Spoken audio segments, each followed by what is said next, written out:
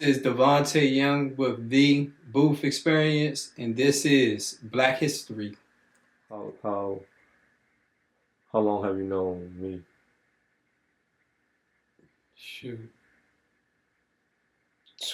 4 years or something like that. Yeah, We coming up something on our like 20-year anniversary.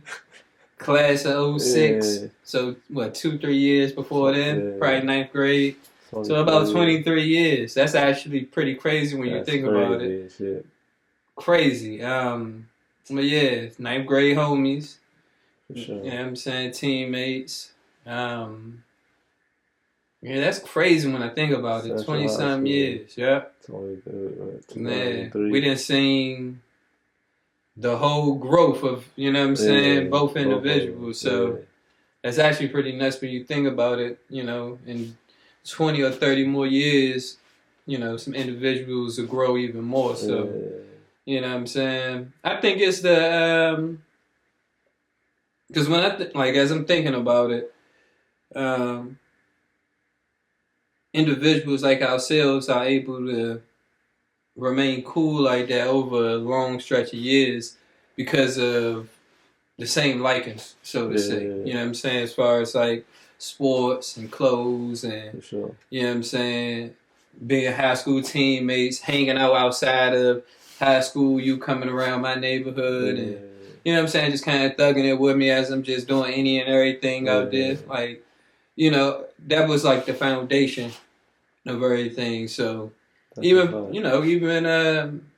when I first started Enspire in the first couple of years, when you came along and helped me with the Yeah, brand and stuff like that, yeah, those was pivotal moments for me because we done pulled so many all-nighters. nah, We done facts. did so many photo Hey, I shoots. get a notification on my Facebook all the time of those videos we used to That's what I'm shoot saying.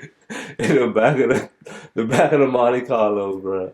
So yeah, nah, those were some good times, But bro. it's so crazy. Watch this though. The vision was there. Nah, for sure, You know what I'm always, saying? always, The vision was there. always. Like, I just ended up going a whole nother way with, you know what I'm saying, Yeah, with the collabs and all that yeah, other cool stuff. But the vision was there. Like, for sure.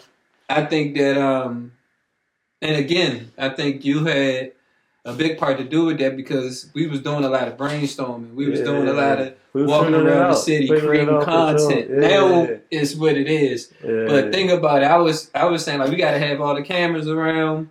You knew to pick them jumps up. yeah, You was kind of directing. yeah. We was going all over the place, just creating content. We weren't putting it nowhere for real, Nah, but Instagram yeah, and Facebook or something probably. yeah, But I think, like I say, the vision was there. We was for sure. utilizing the YouTube, and we knew anything about reels, and you know what I'm saying. We could have been way ahead of that whole little wave to where Yeah, things a little different, but to give that some credit, what I believe, I think that's what helped me once I got to like the West Coast, because mm, I was still in that already ahead. content Yeah, building phase. You know what I'm saying? I'm yeah, still like, all right, well, we got to shoot it like this. We got to grab these cameras. We got to get these drones. I was yeah. still plugged in like that, like as a creative. You know what Mm-hmm. I'm saying? But I think that started from when we was up in Temple Hills. You know what I'm Facts. saying? Up That's in a that fact. studio. So.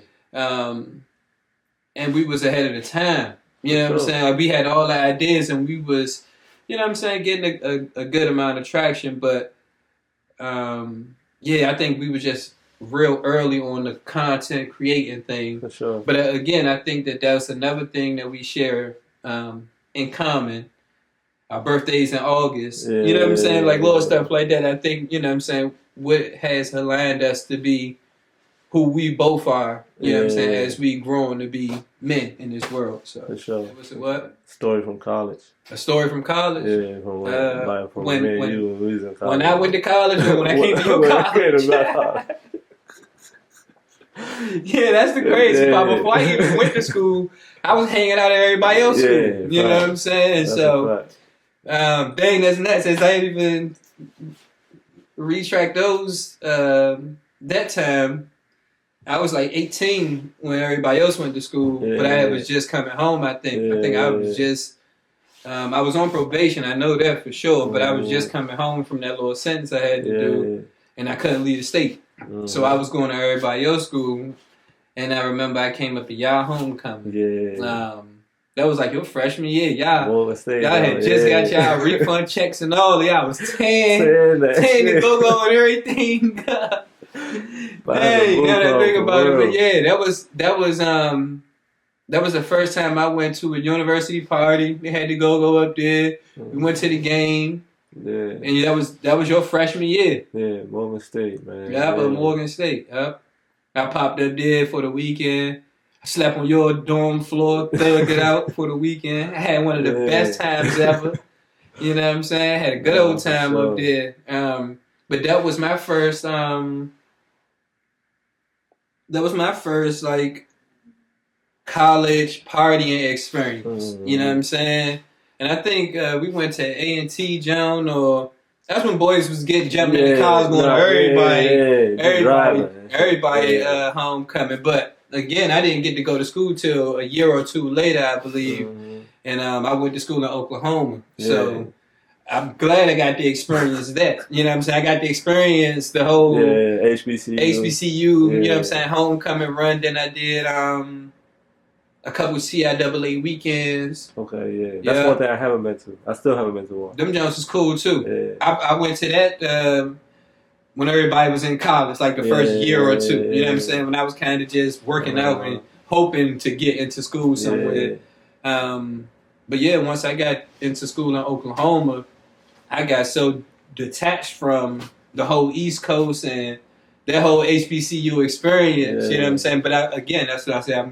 I'm appreciative that I got to hang and, you know what I'm saying, hit the road. See, that's one thing, but I feel you, but that shit overrated, bro. Yeah, I mean, cause look though, I wish I could go back every single day and play college ball, bro. I never got to experience that. So it was like, I party like shit. Yeah. I had a time. 8 years up Morgan. So. But just hooping. So that's another experience. Totally different. That I talk about. Not too much because, again, a lot of this stuff, because as you know, I was such a knucklehead in high school.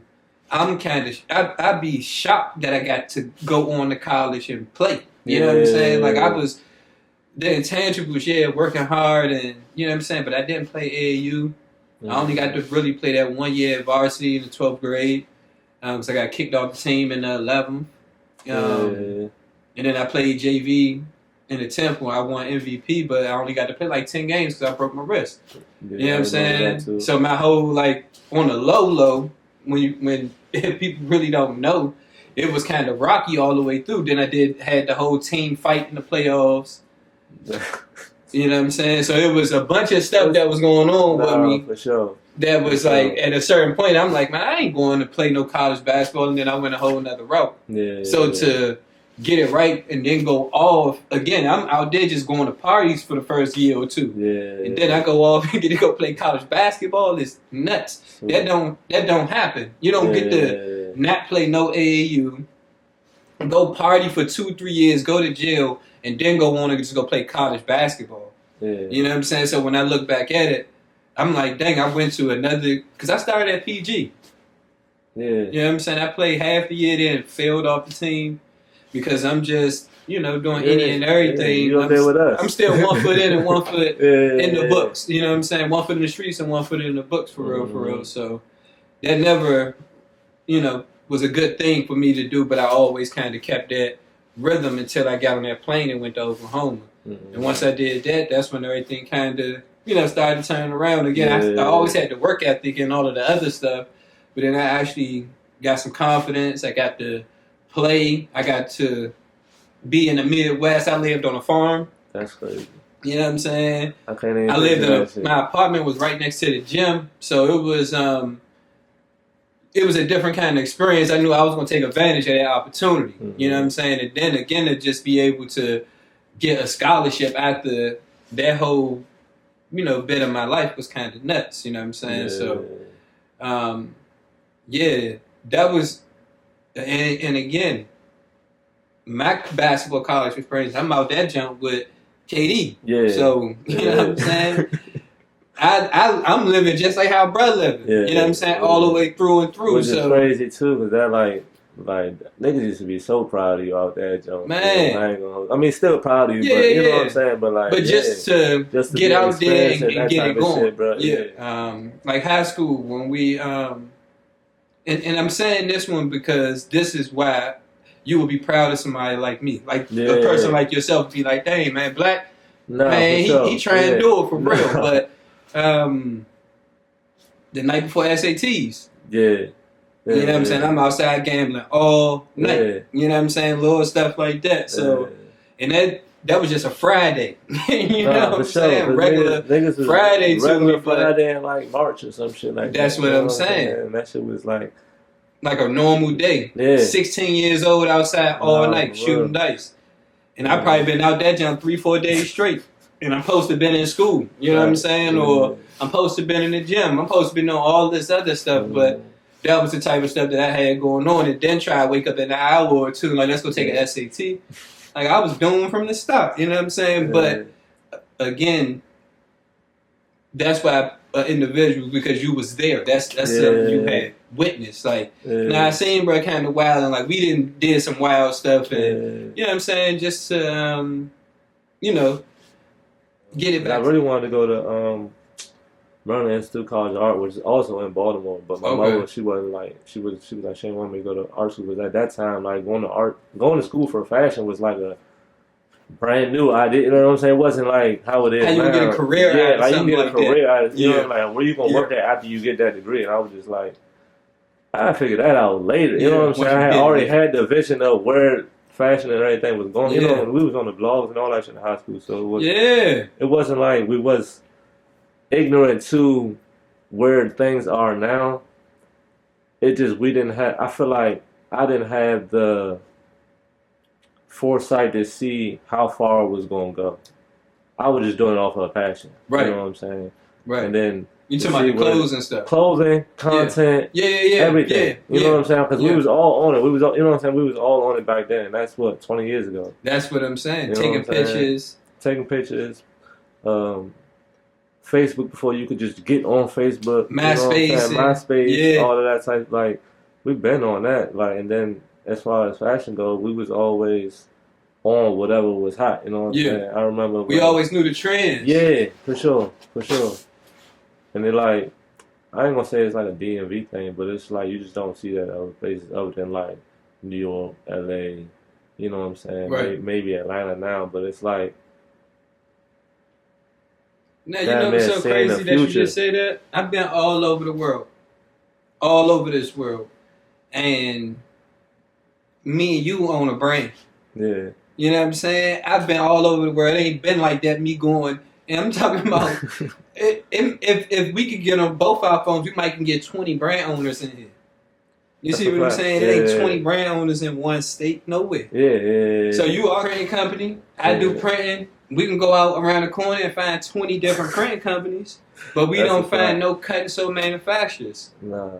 You see what I'm saying? That's where the separation come at. Yeah. That's where when you go to LA and you go downtown to the fashion district, you got 20,000 of them gems down there. You can go down that gem with a blindfold on and pick a cut and sew little gem. Now, depending on your minimums and the pricing and stuff like that, is where you're gonna probably want to work at. But they got that readily available. Now watch this. Where everybody go get their clothes made at? LA. Yeah. They run to LA to go get something made because you can get right off the plane, get in the Uber, and go downtown and put an order in. Yeah. You know what I'm saying? You can't do that here. Nobody ain't doing cuts. I've been looking for the last 6-7 years. Straight up because, and this is something that I learned doing cutting, so because that was one of the things that gave me some separation. Yeah. Once I was able to kind of craft my own hoodies and I'm using my own materials, I'm able to go to these showrooms and I'm able to pick out certain stuff and I'm able to use the Chanel material and make it into a logo. You know what I'm saying? All that type of stuff. That's when things started to turn. You know what I'm saying? But I had to go to LA to get that type of stuff done. Now these Atlanta now, but it's like Now, you know what's so crazy that you just say that? I've been all over the world. All over this world. And me and you own a brand. Yeah. You know what I'm saying? I've been all over the world. It ain't been like that, me going. And I'm talking about, if we could get on both our phones, we might can get 20 brand owners in here. You see what I'm saying? It ain't 20 brand owners in one state, nowhere. Yeah. So you are correct. It is a DMV thing. But I think, especially, like for my brand in particular, I think that's how it got to spread like wildfire, because everybody from all over the world got to see something that been going on for 20 years already. Yeah, that's a fact. You know what I'm saying? Now it's kind of like being brought to a different foresight. Now it's like, oh, snap. Again, that's kind of, I don't know what kind of business practice that is, but that's not one of the ones I'm willing to be signed up for. So, with the things that I'm working on now, eventually I'm not going to have a choice if I don't find one. But for the time being, again, for a place like this, I mean, you know, embroidery is always great. Screen print, cool too, depending on the design, but it's always able to function is where I'm getting to. You know what I'm saying? And that's important. But cut and sew is a different type of ball game. Yeah. Again, that's why the museum does really well. They got whoever do their clothes is great at cut and sew. Yeah. You know what I'm saying? Same thing for shooters. Yeah. And if I'm not mistaken, the guy from Shooters, he might have a manufacturer here that does cut and sew because of the way he's able to produce so fast. Even though he's able to do his own embroidery, but his sweatsuits and all of that stuff is cut and styled a different way. So again, that's how you can... You can tell. You can tell. You know what I'm saying? It's the line of separation. Yeah. You know what I'm saying? So, again, they getting the collabs and they doing the upper echelon of brand building. These brands been around 25, 30, 40, 50 years. You know what I'm saying? How long you been doing your brand? This 13th year. 13th year. I think 11th this year. But again, we babies. You know what I'm saying? We ain't even... I don't want to say we ain't scratching the surface because we made some progress. The best part about this is these are our ideas. Yeah. These are things that we go to sleep at night thinking about and waking up and thinking about, and we're able to produce it. We're able to take it from our brain and physically produce it to the world. You know what I'm saying? That's the most important part in being a creator.